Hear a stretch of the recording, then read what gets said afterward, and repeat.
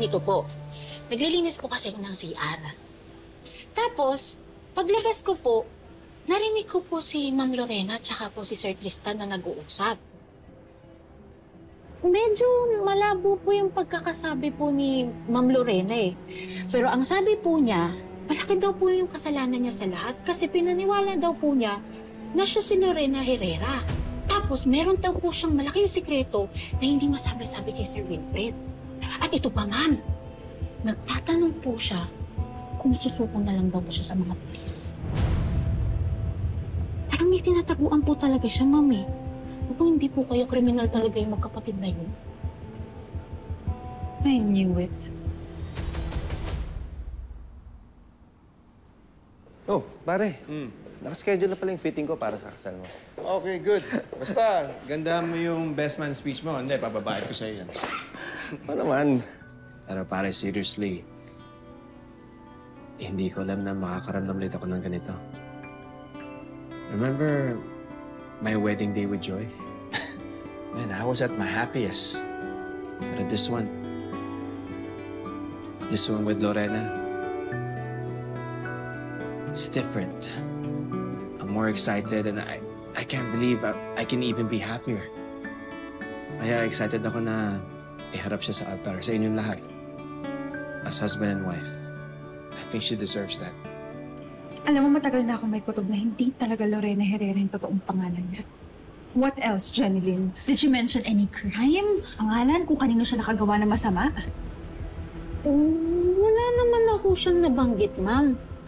Pero, ma'am, kung susuko po siya sa mga pulis, ibig sabihin meron ho talaga siyang ginawang kasalanan. Ako, ma'am, natatakot na ho talaga ako. Sinabi mo na ba ito kay Wilfred? Bala ko nga kung sabihin. Don't! No.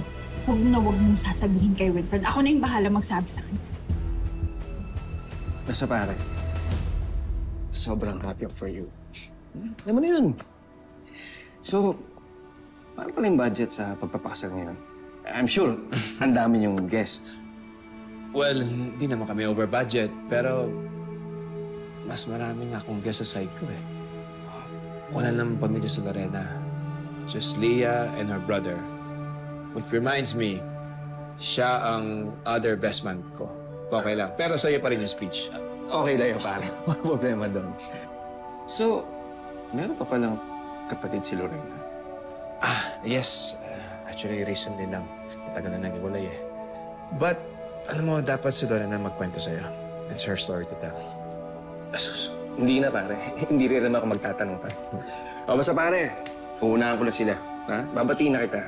Best wishes. Sige, thank you. Send mo sa akin yung picture ng suit mo, ha? Oh, sure. Stay happy, ha? Bye. Paano po, ma'am? Di ba, unfollow na po kayo, Miss Sir?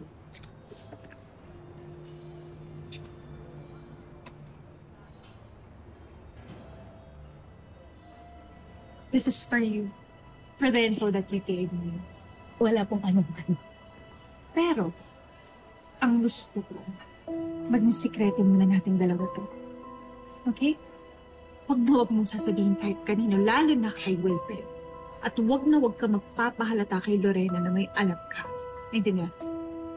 Opo. Huwag po sasabihin kahit kanino at huwag po magpapahalata. Kopya po, ma'am. Pwede ko na pong makuha.